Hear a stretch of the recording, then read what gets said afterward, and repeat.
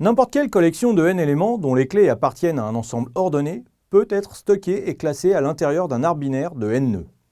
Dans ce cas, les nœuds contiennent les éléments et les liens père-fils permettent de gérer l'ordre entre ces éléments.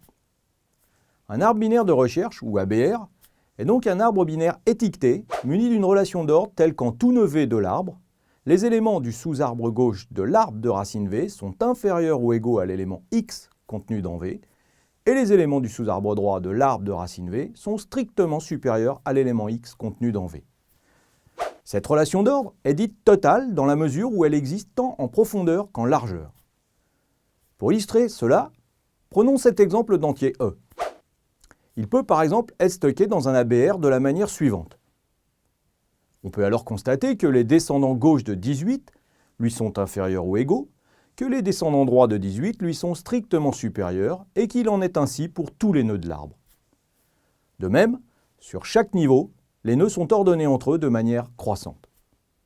La seule contrainte étant le respect de cette relation d'ordre, il peut y avoir plusieurs ABR pour un même ensemble de données, comme le montre cet autre ABR représentant lui aussi l'ensemble E. L'ordre des éléments peut d'ailleurs être observé en parcourant l'ABR. On obtient en effet ceci en ordre croissant lors d'un parcours profondeur infixe de l'arbre.